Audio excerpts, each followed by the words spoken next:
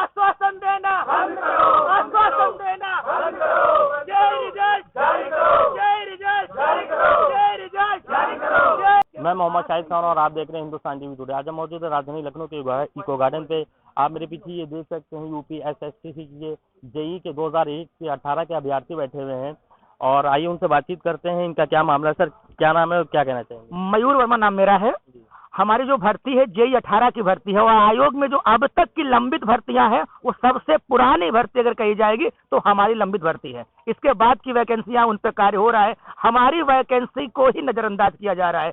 और इसके ऐसा नहीं है हम भुक्तभोगी पहली बार ही है, इसके पहले भी हमारे एग्जाम अगर मैं करवाने लेकर के हमें काफी प्रोटेस्ट करना पड़ा। उसके बाद उसके रिजल्ट एक प्रारंभिक एक डीवी रिजल्ट के लिए हमने यहाँ पे 200 दिन काटे, सर्दी गर्मी बरसात सब हम लोगों ने यहाँ पे झेला है। आज संविधान दिवस है और हम संविधान सही तरीके से यहाँ बैठे हुए हैं और आज के ठीक 1 वर्ष पहले 26 नवंबर 2022 को हम यहाँ पर बैठे हुए थे और आज पूरा 1 वर्ष हो गया है, फिर 26 नवंबर 2023 आ गया है और 26 नवंबर 22 से लेकर के 13 जून 2023 तक मीडिया को कहा जाता है कि हम नवंबर में नियुक्ति दे देंगे जेई की। सर ये यहाँ पे प्रिंट नोट भी किया हुआ है। अब सर नवंबर में नियुक्ति देने का तो सर सवाल ही पैदा नहीं होता। नवंबर तो छोड़ो, ये इनकी इंटेंशन ही नहीं है कि इस साल रिजल्ट भी जारी कर दें। तो सर इस तरीके से ये प्रिंट मीडिया में या कहीं ले जाकर के बस 2 लेख छिपवा देते हैं कि हाँ बम्पर भर्ती, महारोजगार, पता नहीं क्या क्या है, इस तरीके से करके हजारों बार छपा चुके हैं। अब सर आप खुद देख लो, इसमें नवंबर में नियुक्ति का इन्होंने हवाला दिया है। अभी सर रिजल्ट नहीं आया है तो नियुक्ति कैसे मिल जाएगी सर?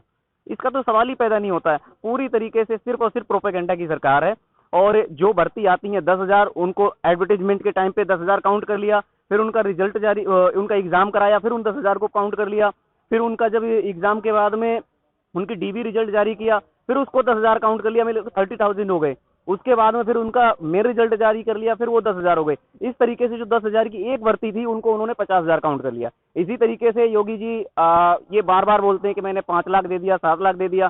सर 7 लाख की टोटल तो दूर की बात है, वो ये भर्तियां गिना दें कि 7 लाख आंकड़ों में उलझाते हैं। आंकड़ों में सर उलझाना यही चीज है सर, मैं वही बता रहा हूँ। वो सर ये बता दें कि 7 लाख किस किस भर्तियों में रोजगार दिया। 7 तो छोड़ दो, वो सर 70,000 शिक्षक को छोड़ के जो 69,000 की आई है उसके अलावा 70,000 कैलकुलेट नहीं करवा पाएंगे। तो जिनको जॉब दे रहे हैं क्लियर रिजल्ट उनका आउट करते हैं सर।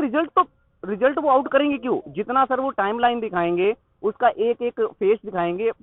फॉर एग्जांपल मैंने अभी बताया कि रिजल्ट आया, 10,000 काउंट हो गया, रिजल्ट के बाद में डीबी कराई, 10,000 काउंट हो गया, फाइनल रिजल्ट आएगा 10,000 फिर काउंट हो गया। अब ज्वाइनिंग के लिए बढ़िया सा खूब ड्रामा सा खड़ा करेंगे और उस पे कम से कम लोगों को बुलाएंगे, 10,000 वो काउंट हो जाएगा। इस तरीके से उनकी वो कैलकुलेशन बहुत जबरदस्त चल रही है। जैसी उनकी पॉकेट में जाने की कैलकुलेशन होती है वैसी भर्ती की कैलकुलेशन होती है कि हाँ ठीक है इनको मल्टीप्लाई करते रहो, और वो 10,000 भर्तियां जाकर के वो 1 लाख में तब्दील हो जाती हैं और आकर जाकर के भाषण दे देते हैं कि मैंने 1 लाख रोजगार दिया। सर आपने भी एक ट्वीट आया था योगी आदित्यनाथ जी की तरफ से कि लेखपाल की भर्ती जो उस टाइम पे ये शायद प्रोसेसिंग में थी, उसी टाइम पे किसी का वाइट ले ली थी कि लेखपाल की भर्ती पूर्ण हो गई है और मैं पूरी तरीके से निष्पक्षता पूर्ण वो हुई है, उसकी एक वाइट ली थी किसी लेखपाल की।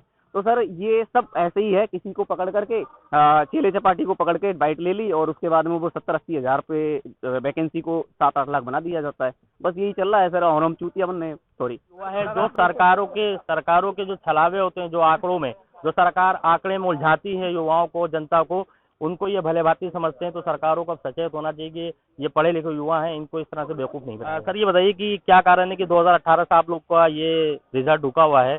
क्या लगता है सरकार की नियत में है आप लोग को नौकरी देना कि नहीं? सर लग तो नहीं रहा है देना नौकरी, इनको ये नौकरी देना चाहते हैं क्योंकि 18 की वैकेंसी है, 22 में पेपर हुआ है, 1.5 साल से ऊपर हो गया हम लोग बैठे और अभी भी रिजल्ट की कोई उम्मीद लग नहीं रही है। 2-3 महीने 4 महीने तक तो हम लोगों ने वहाँ बात की तो उन्होंने यही बोला कि अभी आपका रिजल्ट नहीं आ रहा, अभी उस पर कोई काम ही नहीं हो रहा है। किससे आप लोग की बात हुई विभाग? सर जब जाते हैं वहाँ पे सचिव मिलते हैं, सचिव सर मिलते हैं, उनसे बात होती है, उन्होंने बोला कि अभी रिजल्ट की कोई उम्मीद नहीं है, अभी आप 2-3 महीने कोई उम्मीद मत करिए क्योंकि पहले लेखपाल का देंगे फिर आपका देंगे। तो सर अभी जब 2 महीने रिजल्ट ही नहीं आएगा उसके बाद फिर डिपार्टमेंट फाइल जाती हैं, वहाँ पे फिर वेरिफिकेशन होता है, वो बहुत लंबा प्रोसेस है। जब अभी ये कर ही नहीं रहे हैं तो फिर कैसे दे देंगे भर्ती? अच्छा आप लोग को क्या लगता है इतना लंबा मामला टलता है तो एज फैक्टर भी आती है, कहीं ना कहीं बात हो जाती है, तो उसको लेके मन में भी आप लोग को एक भय रहता होगा? अरे बिल्कुल रहता है। जब हम लोगों ने फॉर्म भरा था तो कोई 18 साल का था, कोई 20 साल का था और आज उनकी एज किसी की 26 हो गई है, कोई तो ओवर एज हो गया है। जिसने 28 साल की उम्र में डाली थी फॉर्म वो आज 34 साल का हो गया और उसका परिणाम अभी तक लंबित है।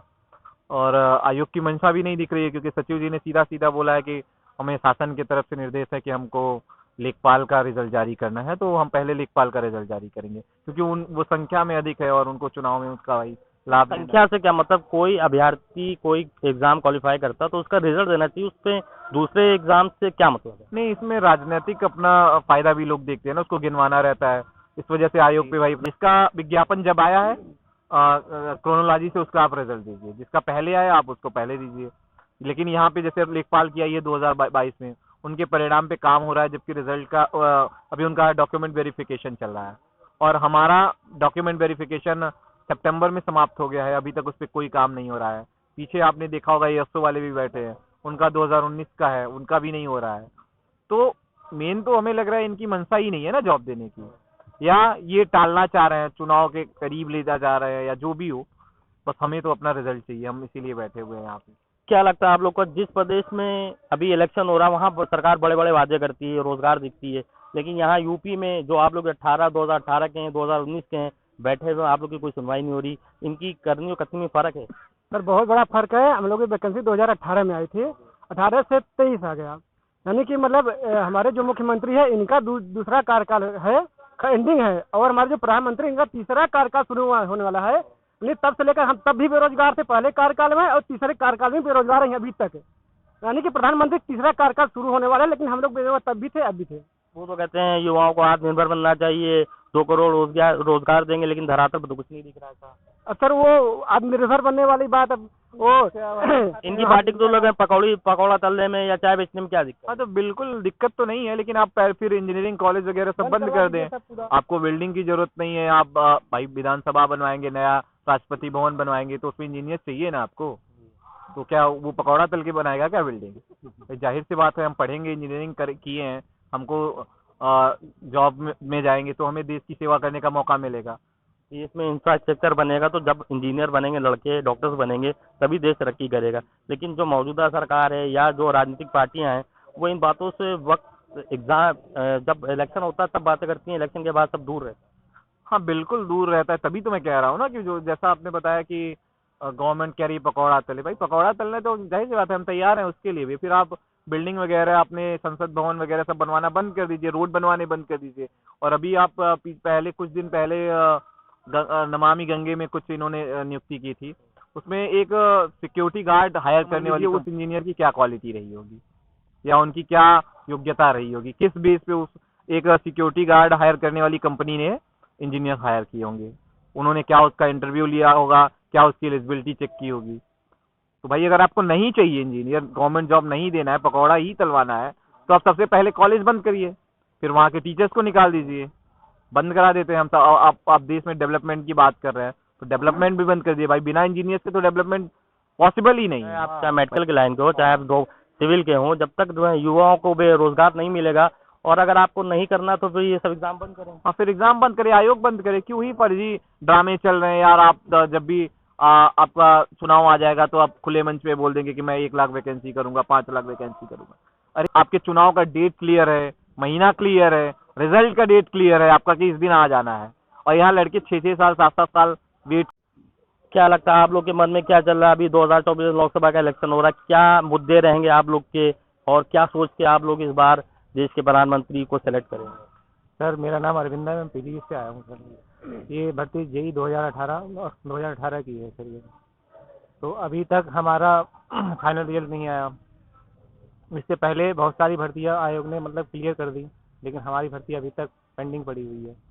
सर मैं आयोग से और सचिव साहब से हाथ जोड़ के निवेदन करूँगा सर, हमारी फाइनल रिजल्ट जारी करें।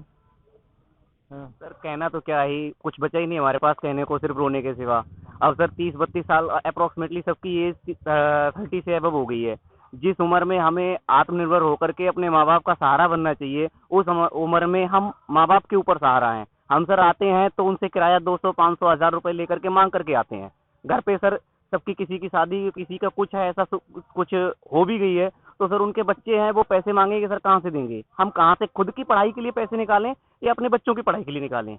इतना बुरा हाल हो गया है सर, 5 साल से लगातार इतना डिमोरलाइज किया गया है कि हम एक भर्ती को लेकर के ये लगा कि शायद ये भर्ती आई है, इसमें हमको अच्छा परफॉर्मेंस करेंगे तो शायद कुछ अच्छा हो जाएगा। एक तो सर हम एग्रीकल्चर से हैं, तो एग्रीकल्चर की 2012 का मैं पास आउट हूँ, अब तक सिर्फ 2 एग्जाम दिए हैं क्योंकि भर्ती नहीं आ रही है। और भर्ती आई भी तो सर अब ये हाल है कि हम उसका 5 साल से वेट कर रहे हैं, और एक भर्ती में मैं अंडर एज था, आने वाली भर्ती में मैं ओवर एज हो जाऊंगा। मेरा मतलब सभी है। और उसके बाद रिजल्ट आने के बाद कुछ और क्राइटेरिया रहेगा, पैमाना रहेगा नौकरी देने के, कि खाली रिजल्ट के बाद आप लोग को? रिजल्ट के बाद में आफ्टर ज्वाइनिंग ही होनी है और कुछ नहीं है। लेकिन सर ये है कि रिजल्ट जारी करें और हम लोगों का जो भी होना है फटाफट जारी करें। सर इतना एक वेटिंग का एक टाइम लाइन होती है, हम तैयारी कर रहे हैं 5 साल 8 साल जो भी तैयारी बच्चा कर रहा है, फिर धीरे धीरे उसके ऊपर प्रेशर बढ़ता ही जाता है, और ऐसी तरीके से सर आत्महत्याएं हो रही हैं, क्योंकि सरकार मोटिवेट कर रही है कि आप रोजगार नहीं, आप आत्महत्या करो। इनका मिशन रोजगार तो ये नाम का है, बस मिशन बेरोजगार, और उसके बाद में सारे के सारे फ्लैट हो जाएंगे। क्योंकि सर उस एज में आकर के एबव 30 आकर के ना तो वो कोई बिजनेस कर सकते हैं, ना वो कहीं प्राइवेट जॉब में जा सकते हैं, क्योंकि वहां पे फ्रेशर मांगते हैं, और हम इतने एज हो गए नहीं है, तो हम उस कंडीशन में आ गए हैं, ना प्राइवेट नौकरी सरकारी हमें देनी नहीं है और प्राइवेट हमें मिलनी नहीं है, और खुद का धंधा हम उस उम्र में सर क्या करेंगे जिस उम्र में हम जाकर के अधेड़ होने वाले हैं। तो आपने देखा कि इन अभ्यर्थियों में कितनी निराशा थी। बहुत से अभ्यर्थी बैठे हैं, उनको अपने भविष्य की चिंता है और होनी भी चाहिए। सरकार जिस तरह से लापरवाही कर रही, 2018 बैच के हैं, 2019 बैच के लोग बैठे हैं, इनका भविष्य क्या है, इनका परिवार है, आगे इनकी कैसे जिंदगी चलेगी, सरकारों को सोचना चाहिए। जहाँ इलेक्शन होता है रिजल्ट वहाँ 10 से 15 दिन में आ जाते हैं, और जो बच्चे अभ्यर्थी कंपटीशन बीट करके आते हैं उनके रिजल्ट निकलने में 4-4, 5-5 साल लग जाते हैं। ये बहुत शर्म की बात है। अगर देश का युवा इस तरह बेरोजगार रहेगा, देश कैसे तरक्की करेगा, सरकारों को सोचना चाहिए। लखनऊ से कैमरा पर्सन सलीम के साथ मोहम्मद शाहिद खान, आप देखते हैं हिंदुस्तान टीवी।